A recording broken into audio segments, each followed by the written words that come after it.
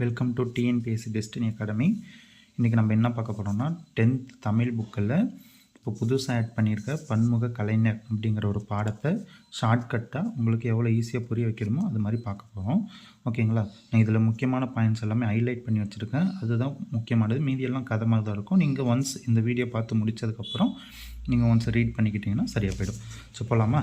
First இதில் என்ன கொடுத்துருவாங்கன்னா, பேராசிரியர் அன்பழகன் அப்படின்ற ஒரு கலைஞரை பற்றி என்ன சொல்லியிருப்பாங்கன்னா, கலைஞர் ஒரு பகுத்தறிவு கொள்கை பரப்பும் சிந்தனையாளர், பழுமரக்கனி பயன் கொள்ளும் பேச்சாளர், படித்தவரை கவரும் ஆற்றல் கொண்ட எழுத்தாளர், கலைத்துறையில் வாகை சூரிய படைப்பாளர், தொட்டது துலங்குதோறும் தம் முத்திரை பதிக்கும் திறமையாளர், முத்தமிழும் வல்ல வித்தகர், செந்தமிழுக்கொரு தீமையெனில் தம்முயிரும் தந்திட துணியும் தியாக திருவுரம்ன்றது. இதுக்கு எப்படி நீங்கள் ஞாபகம் வச்சுக்கலாம்னா, இப்போது கல்வித்துறை அமைச்சராக இருக்கிறவர் அன்பழகனார். இப்போ கரண்ட்டில் இருக்கிற கவர்மெண்ட் டிஎம்கே. ஸோ அந்த டிஎம்கே இருக்கிற அன்பழகன், ஓகேவா, அவர் அன்பழகனாக வச்சுக்கோங்க. அவர் பார்த்தோம்னா கலைஞரை புகழ்ந்து பாடுறாரு. கலைஞர் பகுத்தறிவு, கலைஞர் ரொம்ப பகுத்தறிவாக இருந்திருக்காரு. ஸோ பகுத்தறிவு கொள்கை பரப்பும் சிந்தனையாளர் அப்படின்றாரு. பழுமரக்கனி, மஞ்சள் கலர் துண்டு போடுறாரு. ஸோ பழம்னா நம்மளுக்கு ஞாபகம் மஞ்சள் கலர் தானே. ஸோ அப்படி நம்ம வச்சுக்கோங்க. பழுமரக்கனி பயன் கொள்ளும் பேச்சாளர். அதே மாதிரி படித்தவரை கவரும் ஆற்றல் கொண்ட எழுத்தாளர். ஸோ கலைத்துறையில் வாகை சூரிய படைப்பாளர், தொட்டது துலங்குதோறும் தம் முத்திரை பதிக்கும் திறமையாளர். இது நல்லா ஞாபகம் வச்சுக்கோங்க. முத்தமிழ் வல்ல வித்தகர். முத்தமிழ் வல்ல வித்தகர் யாருன்னா கலைஞர். அதே மாதிரி செந்தமிழுக்கு ஒரு தீமையெனில் தம் உயிரும் தந்திர துணியும் தியாக திருவுரம் சொல்ல. இதே மாதிரி நம்மளுக்கு ஊவேசம் ஒன்று வரும். ஓகே, தன் விழிகளை இழக்க நேரிட்டாலும் தமிழை இழக்க நேரிடக்கூடாது என்று கண்மூடி எழுதும் பழக்கம்ன்றது ஊவேசாவும் சொல்லுவார். அதே மாதிரி இளங்கோமரனார்னு சொல்லுவாங்க. ஸோ அதே மாதிரி இங்கே செந்தமிழுக்கொரு தீமை எனில் தம் உயிரும் தந்திர துணியும் தியாக திருவுருவம் அப்படின்னு அன்பழகன் யாரை சொல்கிறான்னா நம்ம கலைஞரை சொல்கிறாரு. ஓகேவா? ஸோ இங்கே உள்ள வரும். ஃபஸ்ட்டு குழந்தை உள்ள கலைஞர். இங்கே வெறும் பாட்டு தான் இருக்கும். நானும் தங்கையும் மலர் கண்டாலே மலரை பொழுது மலையை பற்றி சொல்லுவாங்க. அது அவர் பார்த்தோம்னா புதையல் எனும் ஒரு புதினத்தில் கலைஞர் எழுதலாம். புதையல் புதினம். ஓகேவா? புதையல், ஓகேங்களா? புதையல் கிடைச்சா புதுசாக இருக்கும் அப்படின்னு ஞாபகம் வச்சுக்கோங்க. புதையல் புதுசு, அது கலைஞர் எழுதுனா ஞாபகம் வச்சுக்கோங்க. ஸோ கலைஞர் பார்த்தோம்னா திருவாரூர் மாவட்டம் திருக்குவளை ரெண்டு வரும். திருவாரூர் மாவட்டம் திருக்குவளை என்னும் ஊரில் 1924 ஞாபகம் வச்சுக்கோங்க. 1924 ஜூன் மாதம் 3ஆம் தேதி பிறந்தார். ஓகேவா? விவசாய கவிஞர் முத்துவேல். ஸோ இப்போ நம்ம ஸ்டாலின் பதவி ஏற்கும்போது கூட முத்துவேல் கருணாநிதி ஸ்டாலின் சொல்லி பதவி ஏற்றல. ஸோ அதனால் இது நம்மளுக்கு ஈஸியாக நமக்கு வந்துடும். முத்துவேலருக்கும் அதே மாதிரி அஞ்சுகம் அம்மையாருக்கும் 3வது மகனாக பிறந்தவர் தான் கலைஞர் கருணாநிதி அப்படின்னு சொல்கிறாங்க.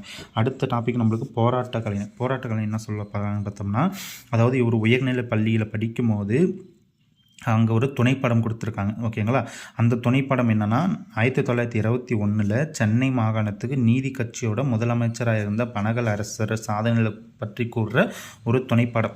ஓகேங்களா? அந்த துணைப்படம் தான் இவருக்கு அரசியல் அரிச்சோடாக அந்த பிஞ்சு வயசுலேயே அமைஞ்சதுன்னு சொல்கிறாங்க. அதாவது 1921 நீதி கட்சியோட முதலமைச்சர் பனகல் அரசர் சாதனை கூறும் நூல் தான் ஒரு துணைப்படம் வந்தது. அந்த துணைப்படம் தான் இவருக்கு அரசியல் அரிச்சோடாக அமைந்தது. ஸோ அந்த இன்ஸ்பிரேஷனால தான் ஓகே வாருங்கள் எல்லோரும் போருக்கு சென்றிடுவோம் அப்படின்று இந்தி திணிப்பை எதிர்த்து பார்த்தோம்னா திருவாரூர் வீதிகளில் ஊர்வலமாக வரும்போது அவருக்கு வயசு 14. இங்கே 3 வயசு வருங்க. 14, 18, 22. ஸோ அதை நல்லா ஞாபகம் வச்சுக்கோங்க. ஃபஸ்ட் 14. அடுத்தது பேச்சு கலைஞர். பேச்சில் இவர் ஃபஸ்ட்டு முதல்ல நட்பு என்ற தலைப்பில் ஒரு சொற்பொழிவு ஆற்றியிருக்காரு சின்ன வயசில். ஓகேங்களா? அதுக்கப்புறம் இவர் பள்ளி பருவத்திலேயே பேச்சு பயிற்சி அளிப்பதற்கு சிறுவர் சீர்திருத்த சங்கம். இப்போது சின்ன பசங்க தான் பேசுறதுக்கு தடுமாறுவாங்க. ஸோ அதனால் சிறுவர் சீர்திருத்த சங்கம் இப்போ சீசாவை ஞாபகம் வச்சுக்கோங்க. சிறுவர் சீர்திருத்த சங்கம் சின்ன பிள்ளைங்களுக்கு பேச்சுவார்த்தைக்காக. அதே மாதிரி ஒற்றுமை உணவு வளர்த்தெடுக்க தமிழ் மாணவர் மன்றம் சொல்கிறாங்க. ஓகே, தாமான்னு வரும். ஓகேங்களா? அதாவது தமிழ்நாடு தமிழ் மாணவர்கிட்டையே ஒற்றுமையை வளர்க்கணும், தமிழ் மாணவர்கிட்டே ஒற்றுமையை வளர்க்கணும் அப்படின்றதுக்காக சிறு வயதிலே இவர் தொடங்கணும் தான் இது சொல்கிறாங்க. அதே மாதிரி இங்கே ஒரு பாடல் ஒன்று கொடுத்துருப்பாங்க. இளைய தலைமுறையே எழுவாய், செய்யப்படும் பொருள் பயனிலை எல்லையில் விழுவாய், ஸோ அறிவில் மூத்தோரை தொழுவாய், அரிய பயன் காண உழுவாய் அப்படின்னு கலைஞர் சொல்கிறாங்க. வாய் வாய் வாய்னே வரும். இது ஞாபகம் வச்சுக்கோங்க. ஓகேங்களா? அடுத்து நாடக கலைஞர். ஸோ இவரோட ஃபஸ்ட்டு நாடகம் என்னென்னா பழனியப்பன். ஸோ பழனி முருகனை ஞாபகம் வச்சுக்கோங்க. ஓகேங்களா? பழனியப்பா அப்படின்னு சொல்லிட்டு ஃபஸ்ட்டு நாடகத்தை எழுத ஆரம்பிக்கிறாரு. 1944 24 பிறந்தார். 44 எழுத ஆரம்பிக்கிறேன். ஓகேங்களா? ஸோ அதுதான் வந்து முதல்ல அரங்கேற்றப்பட்டு அதுக்கப்புறம் வந்து சில நாடகங்கள், இப்போ நாடகம்னா இப்போது யார் கலைஞர் வந்து முதலமைச்சராக இருந்தார். ஸோ முதலமைச்சராக இருந்தானா இப்போ ஞாபகம் வச்சுக்கோங்க, வெள்ளிக்கிழமை வந்து பார்த்தோம்னா மணிமகுடம் சூட்டுவாங்க. ஓகே, முதலமைச்சருக்கு வெள்ளிக்கிழமை அரசர் மாதிரி தானே. ஸோ வெள்ளிக்கிழமை மணிமகுடம் சூட்டுவாங்க. அந்த மணிமகுடம் சூட்டுறது வந்து அந்த மணிமகுடம் எதில் இருக்குன்னா காகிதத்திலே ஆன பூவால் இருக்குமா, காகித பூவானதால் இருக்குமா. ஸோ அது சூட்டினோடனே அவர் வந்து ஒரு அசோக அரசனாட்டமே ஃபீல் பண்ணுவார் அப்படின்னு ஞாபகம் வச்சுக்கோங்க. ஸோ இவரோட நாடகம் வந்து பார்த்தோம்னா வெள்ளிக்கிழமை ஓகே மணிமகுடம் சூட்டுவாங்க. அந்த மணிமகுடம் சூட்டுறது காகித பூவால் இருக்கும். அது வந்து சூட்டினோடனே அசோகன் மாதிரி அவருக்கு வந்து ஒரு தெம்பு வரும் அப்படின்றாங்க. அதே மாதிரி இவர் வந்து எழுதிய தூக்கு மேடை என்ற நாடகத்தில் ஓகே எம்ஆர் ராதாவின் வேண்டுகோளுக்கு இணங்க மாணவர் தலைவராக இவர் வந்து நடிச்சிருப்பார். அந்நாடகத்தோட பாராட்டு விழாவில் தான் கலைஞர் என்ற சிறப்பு பெயரும் இவருக்கு வழங்கப்பட்டது அப்படின்னு சொல்கிறாங்க. தூக்கு மேடை எம்ஆர் ராதா வேண்டுகோளுக்கு இணங்க தமிழ் மாணவ தலைவராக கருணாநிதி நடிச்சிருப்பார். அந்நாடகத்தின் பாராட்டு விழா தான் இவருக்கு கலைஞர் என்ற சிறப்பு பெற்றம் வழங்குதுன்னு சொல்லியிருக்காங்க. அதே மாதிரி திரைக்கலைஞர், அதாவது ஏஎஸ்ஏ சாமி. ஸோ சாமி தான் முதல்ல எம்ஜிஆருக்கும் எம்ஜிஆரும் கலைஞரையும் திரையுலகில் கொண்டு வந்து சாமி ஞாபகம் வச்சுக்கோங்க. சாமி தான் வந்து எம்ஜிஆரில் ராஜகுமாரி, எம்ஜிஆர் நடித்த ராஜகுமாரி. எம்ஜிஆர் முதல் நடித்தது ராஜகுமாரி படம். ஓகேங்களா? ஸோ 1947 நடித்தது. ஓகேங்களா? அந்த படத்தில் தான் அவருக்கு முழு வசனத்தையும் எழுத சொன்னது யாருன்னா ஏஎஸ்ஏ சாமி. ஓகேங்களா?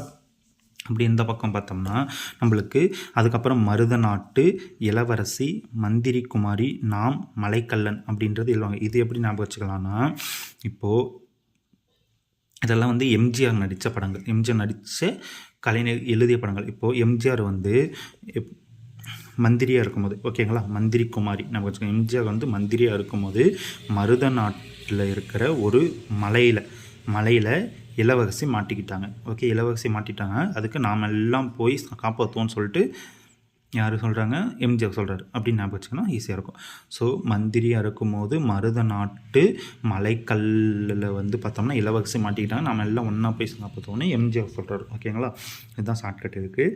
ஸோ கலைஞர் வசனங்கள் சொல் புதியது சுவை புதியதுன்னு இருக்கும். இது கேட்குற வாய்ப்பு இருக்குது. கலைஞர் வசனங்கள் சொல் புதியது சுவை புதியதுன்னு இருக்கும். அதே மாதிரி பாலசுந்தரம் அங்கே வந்து ஏஎஸ்ஏ சாமி, இங்கே வந்து சிவாஜி கணேசன் வந்தோடனே பாலசுந்தரம் வந்துடும். ஸோ பராசக்தி, சிவாஜி கணேசன் நடித்த முதல் படம் வந்து பராசக்தி. ஓகேங்களா? அதில் வந்து திரைக்கதை வசனம் இவர் எழுதினார். முதல் படம். ஓகேங்களா? பராசக்தின்றதுக்காக திரைக்கதை வசனம் எழுதினார். அதே மாதிரி இவரோட முதல் படத்திலே உச்சத்தை தொட்டவர் சிவாஜி கணேசன். முதல் படத்திலேயே புகழின் உச்சத்தை தொட்டவர் சிவாஜி கணேசன். அதே மாதிரி திரும்பி பார் மனோகரா, ராஜா ராணி வராங்க. இப்போ சிவாஜி கணேசன் சொல்கிறாரு, திரும்பி பார் மனோகரா ராஜா ராணி வராங்க. ஓகேவா? கூடவே ரங்கோன் ராதாவும் வராங்க அப்படின்ட்டு. ரங்கோன் ராதான்றது அறிஞர் அண்ணாவோட கதையில் கலைஞர் வசனப்பட வச்சது, சிவாஜி கணேசன் நடித்தது. ஓகேங்களா? அதே மாதிரி மறக்க முடியுமா அப்படின்ற திரைப்படத்தில் காகித ஓடம் கடல் அலை மேலே, காகிதம் நம்ம கடல் இப்போ மழை பெஞ்சால் என்ன சொல்கிறது கப்பல் ஓடுவோம்ல, அது மறக்க முடியுமா அப்படின்னு வச்சுக்கோங்க. ஸோ காகித கப்பல் கடல் மேலே மறக்க முடியுமா அப்படின்ற மாதிரி. ஸோ இப்போ இது வந்து என்னென்னா, இப்போ கலைஞரின் கதை வசனங்களில் பகுத்தறிவு, இப்போ கலைஞர் எழுதினதுலேயே பகுத்தறிவு மிக்கதுன்றது சில இது சொல்கிறாங்க. பராசக்தி, ராஜகுமாரி, மலைக்கல்லன். இது எப்படி ஞாபகம் வச்சுக்கலான்னா, கேட்டுப்போங்க. இப்போ வந்து பகுத்தறிவு, இப்போ ஓம் சக்தி பராசக்தின்னு சாமி கும்பிட்றாங்க. ஸோ அது வந்து நம்ம பகுத்தறியணும். ஓகேவா? சாமி மொத்தமாக குழு சாமின்றது பகுத்தறிவு சிந்தனை படித்து வரணும்ல. ஸோ அதனால் பராசக்தி தான் பகுத்தறியணும். ஒரே மட்டுக்காக பராசக்தி சொல்லக்கூடாது. அப்படி அடுத்து ராஜா குமாரி. ஓகேவா? இப்போ ராஜகுமாரினா அவங்க தான் வந்து உச்சபட்ச தலைவி அப்படின்ற மாதிரி. ஓகே, தலைவனுக்காக தலைவி. ஸோ இது வந்து நீங்கள் அப்படியே மொத்தமாக ஏற்றுக்காதீங்க, அதை பகுத்தறியுங்க அப்படின்ற மாதிரி ஞாபகம் வச்சுக்கோங்க. ஸோ மலைக்கல்லன், இப்போ மலை கல் ஞாபகம் வச்சுக்கோங்க. ஒரு மலைனா வெறும் கல்லில் மட்டும் உருவாதுக்கன்னா, கல், மண், மரம் எல்லாம் சேர்ந்து தான் உருவாங்க. அதனால் ஒரு பகுத்தறிவு வேணும். நீ வெறும் மலை கல் மட்டுமே சொல்லாது அப்படின்ற மாதிரி ஞாபகம் வச்சுக்கோங்க. ஸோ பராசக்தி, ராஜகுமாரி, மலைக்கல்லன், இது வந்து ஒரு பகுத்தறிவு. ஓகே, அதே சமூக கருத்துனா இப்போ நாட்டில் இருக்க எல்லா மக்களும் ஒரு சமூகமாக இருப்பாங்க. ஸோ இளவரசின்றது ஒரு சமூகத்தோட தலைவியாக இருக்கும் அப்படின்னு வச்சுக்கோங்க, இளவரசி. ஓகேங்களா? அடுத்தது பணம். ஒரு சமூகத்தில் வாழணும்னா நம்மளுக்கு பணம் வேணும். அதே நாம் எல்லாமே ஒரு சமூகம் தான். திரும்பி பார் உன்னோட சமூகம் எப்படி இருக்குது, அது மாதிரி சமூகத்தை ஞாபகம் வச்சுக்கோங்க. அது பெண்களில் பார்த்தோம்னா மணமகள்ன்றது பெண்ணு, ராஜா ராணி ராணி பெண்ணு, ஓகேங்களா. இருவர் உள்ளம், பெண்கள் 2 பேரும் சேர்ந்துட்டா ஐயோ இப்போ அப்படின்ற மாதிரி ஞாபகம் வச்சுக்கோங்க. இருவர் உள்ளம். ஸோ பாசப்பறவைகள், பெண்கள் எல்லாமே பாசத்துக்காக போராடுவோம் அப்படின்னு வச்சுக்கோங்க. பாசப்பறவைகள் இது பெண்கள் முன்னெடுத்துக்காங்க. ஸோ அரசியல்னு எடுத்துக்கிட்டிங்கன்னா அரசியல்ன்றது புதுமையாக ஆளுங்க வருவாங்க, ஓகேங்களா. அதே மாதிரி குறவஞ்சி இது ஞாபகம் வச்சுக்கோங்க. அரசியலங்குமாரி அரசு இதுலேயே வந்து ஞாபகம் வச்சுக்கோங்க. வண்டிக்கார மகன் வந்து அரசியலுக்கு வரக்கூடாதா, வண்டிக்கார மகன் வண்டி மட்டும்தான் ஓட்ட பண்ணுமா அப்படின்னு அரசியல் பேசுகிறாங்க அப்படி வச்சுக்கோங்க. ஸோ இலக்கியம் பார்த்தோம்னா இலக்கியத்தில் ஒரு ஓசை வரும், உயிலின் ஓசை. அதே மாதிரி அபிமன்யு ஞாபகம் வச்சுக்கோங்க. ஸோ பூம்புகார் இலக்கியம். ஓகே, இவ்வளோ தான் இந்த பாக்ஸுக்குள்ளே இருக்கிறது. ஈஸியாக முடிஞ்சிச்சு. அடுத்தது இவர் வந்து சில வார்த்தைகள் வந்து வசனம் சொல்லுவாங்க. ஸோ மனசாட்சி உறங்கும் போது மனக்குரங்கு ஊர் சுற்ற கிளம்பி விட்டது அப்படின்னு ராஜா ராணி படத்தில் வந்து சொன்ன வசனம் அது ஒன்று. அதே மாதிரி நாற்றம் எடுத்த சமுதாயத்தில் நறுமணம் கமல்விக்க இதோ சாக்ரட்டிஸ் அழைக்கிறேன் ஓடி வாருங்கள் பொறுத்தது போதும் மனோகரா பொங்கி எழு அப்படின்ற வசனம். இந்த 2 வசனம் ஊர் சுற்ற கிளம்பிவிட்டது பொறுத்தது போதும் மனோகரா பொங்கி எழு அப்படின்றது ஞாபகம் வச்சுக்கோங்க. அதே மாதிரி 1947 அவரோட 23வது வயதில் திரைப்படங்களுக்கு வசனம் எழுத ஆரம்பித்து எப்போ முடித்தான்னா 2013 ஓகே ஒரு தொலைக்காட்சிக்காக ராமானுஜ தொடர் வரை நிறைவு செய்தார். அப்போது அவருக்கு வயது பார்த்தோம்னா 92. 23 ஆரம்பித்து 92, 3 அப்படியே டபுள் பண்ணுங்கள் 90. ஸோ 92 அப்படி வச்சுக்கலாம். இது வந்து இங்கே முடிஞ்சது. அடுத்தது இதழியல் கலைஞர். ஸோ இவர் வந்து பார்த்தோம்னா மாணவ நேசன்ற ஒரு கையெழுத்திட்ட சின்ன வயசில் எழுத ஆரம்பித்தார். மாணவ நேசன், இவர் வந்து மாணவர்கள் நேசிப்பார். ஸோ மாணவ நேசன் அப்படின்ற ஒரு கையெழுத்தை எட்ட ஆரம்பித்தார். ஸோ அதுக்கப்புறம் அண்ணாவின் திராவிட நாடு இதழில் வந்து அவரோட முதல் கட்டுரை எழுதுகிறாரு. நல்லா வச்சுக்கோங்க. இவர் வந்து இன்னும் கையேட்டை தான் நடத்துகிறாரு. ஆனால் கட்டுரை வந்து எங்கே தானா அண்ணாவின் திராவிட நாடு இதில் தான் முதல் கட்டுரை எழுதுகிறாரு. அதே மாதிரி அப்போ வந்து வயது வந்து 18. இதுக்கு முன்னாடி நம்ம வந்து வயது 14 பார்த்துருப்போம். எதுக்கு பார்த்துருப்போம், இங்கே இருக்க பாருங்கள். அதாவது இந்தி திணிப்புக்காக அவர் எல்லாம் வாருங்கள் எல்லோரும் போருக்கு சென்றுவிடுவோம்னு சொல்லும்போது அவருக்கு வந்து 14 வயது 14. இங்கே வந்து அவருக்கு வந்து பார்த்தோம்னா வயது 18. நம்ம என்ன சொன்னால 14, 18 அப்படின்ட்டு. ஸோ அதே ஆண்டில் முரசொலி என்ற ஒரு வெளியீட்டு கழகத்தை பெயரில் ஆரம்பித்து முரசொலின்ற முதல்ல ஏட்டு கையெழுத்தாக இருந்தது. அடுத்தது பார்த்தோம்னா வார இதழம் வந்து நாளேடு இதெல்லாம் மாற்றினா சொல்கிறாங்க. ஸோ அதில் வந்து சேரன் என்ற புனைப்பெயரில் அவர் பல கட்டுரைகளை எழுதினார். சேரன் என்ற புனைப்பெயரில் பல கட்டுரைகளை எழுதினார் சொல்கிறாங்க. ஸோ அடுத்தது ஏற்றமிழ் கலைஞர். ஏற்றமிழ் கலைஞர்னா இந்திய தேசிய இராணுவத்தில் ஓகேவா சேர்ந்த மலேய கணபதி என்று தூக்கிலிட்டு இறந்ததை கயிற்றில் தொங்கிய கணபதி என்ற கட்டுரை நூலை எழுதிய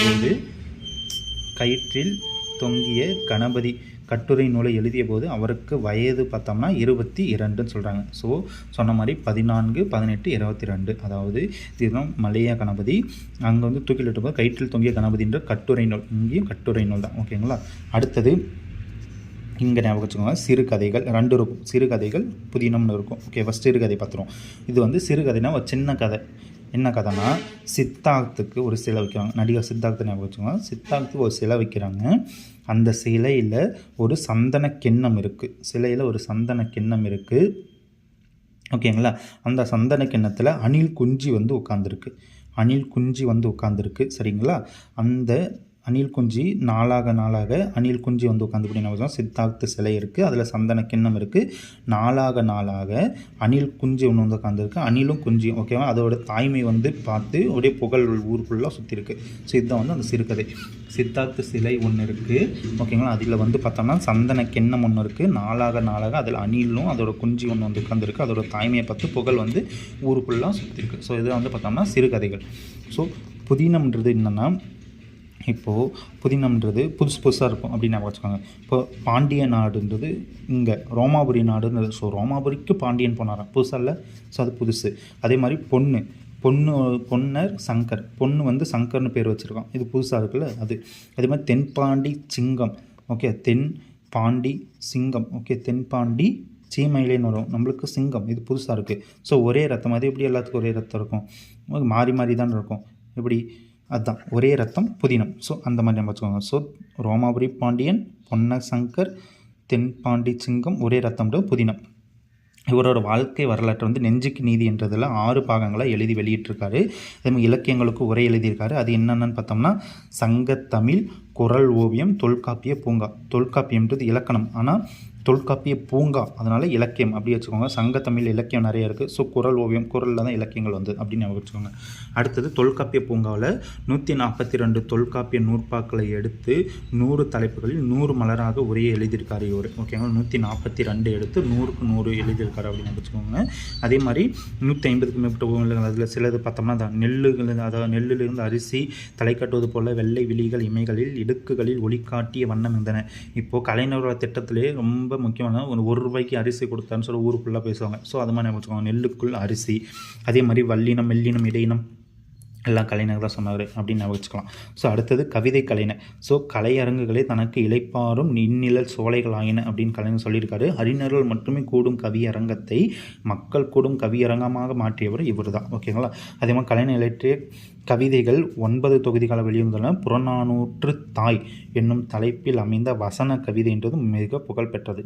புறநானூற்று தாய் என்றது அதிகமாக சிலப்பதிகாரத்தை பற்றி ஒரு வார்த்தை சொல்லியிருக்காரு. இந்த 8 சுவை விட்டு தமிழ் கட்டித்தையு வட்டில் நிறை கொட்டித்தர பட்டுக்கொடி குற்றக்கொடை முத்துச்சரம், ஒரு பாட்டு போல தான் முத்துச்சரம் முல்லை கொடின்ட்டு. ஸோ அந்த மாதிரி ஞாபகம் வச்சுக்கோங்க. இது வந்து சிலப்பதிகாரத்தை பற்றி சொல்கிறாரு. அதே மாதிரி அறிஞர் அண்ணா வந்து இறந்தபோது உங்கள் கண்மூடி நீ சிந்திக்கும் பேரழகை பார்த்துள்ளேன்ட்டு அப்படி அண்ணாவை பற்றி சொல்லுவார். இது ஒரு டைம் படிச்சுக்கோங்க, ரீட் பண்ணிக்கோங்க. அதே மாதிரி கட்டுமான கலை. இப்போ சென்னை வள்ளுவர் கோட்டத்தில் இவர் தான் வந்து அந்த தேர் வடிவில் ஒரு கோயிலுக்கு மாதிரி கட்டியிருப்பார். வள்ளுவர் சிலை அதில் இருக்கும் அப்படின்றது. அதே மாதிரி தெற்கெல்லை குமரியில் வள்ளுவர் சிலை கட்டியிருப்பார் இவங்க தான். ஓகேங்களா, இந்த சிற்பத்தை வந்து திராவிட கட்டிட பாணியில் தூண்கள் அழகுற அமைக்கப்பட்டுள்ளன. அதே மாதிரி அந்த அரங்கம் குறள் மணிமாடம் என பெயரிட்டு, அரங்கம் வந்து குறள் மணிமாடம் என பெயரிட்டு அதில் 1330 குறட்பாக்கள் செதுக்கப்பட்டுள்ளன. இங்கே வந்து அந்த திருவாரூரில். ஸோ அதே மாதிரி திருவாரூர்ன்ற பாருங்க, இங்கே அது சென்னை திருவள்ளுவர் கோட்டத்தில். அதே மாதிரி பூம்புகார் கலைக்கூடம், அதாவது சிலப்பதிகாரம் இருந்த அந்த பூம்புகாருக்கு அங்கே வந்து கலைக்கூடம் கட்டி அங்கே சிலப்பாக காட்சிகள் வந்து சிறப்பாக வடிவமைக்கப்பட்டுள்ள. அதேமாதிரி அண்ணாவோட 102வது பிறந்த நாள் 2010 செப்டம்பர் 15 பார்த்தோம்னா கலைஞர் நூற்றாண்டு நூலகத்தை திறந்து வச்சுருப்பார். அதே மாதிரி அறிஞர் அண்ணாவுக்கு ஒரு நினைவிடமும் கன்னியாகுமரியில் காமராஜர் நினைவு மண்டபமும் என்றது கட்டியிருப்பார். ஓகேங்களா, அடுத்து செம்மொழி கலைஞர். ஓகே, முத்தமிழ் அறிஞன்றது நம்ம கருணாநிதி தான் சொல்லுவாங்க. அதே மாதிரி மனோன்மணியம் சுந்தரமணியம் எழுதி நீராங்க, இது எல்லாத்துக்கும் தெரியும். நீராடும் கடலோத்த பாடல் இவங்க தான் அறிமுகப்படுத்தினது. அதே மாதிரி 2010 கோவையில் வந்து தமிழ்நாடு அரசு சார்பில் உலக தமிழ் செம்மொழி மாநாட்டை நடத்திய தமிழ் பெருமிதங்கள் இவர் செம்மொழியா தமிழ் மொழியாய் அப்படின்ற பாடல் ஏ ரஹ்மான் இசையமைச்சார். இதுவும் எல்லாத்துக்குமே நம்மளுக்கு தெரியும். அதே மாதிரி பிறப்புக்கும் எல்லா உயிருக்கும். இது என்னென்னா, இப்போ இந்த மாநாட்டில் அந்த வந்து இலச்சினை, அதாவது அது ஒரு அந்த சீல் மாதிரி இருக்குல்ல, இலச்சினை சொல்லுவாங்க. அதில் வந்து பிறப்புக்கும் எல்லா உயிருக்கும் என்று எழுத்திருக்கான். அதே மாதிரி இம்மாநாட்டில் இலச்சினையில் இருந்தது போலவே குமரியில் நிறுவப்பட்ட திருவள்ளுவர் சிலையின் கீழும் பிறப்புக்கும் எல்லா உயிருக்கும்ன்றது பொறிச்சாங்கன்றது சொல்லியிருப்பாங்க.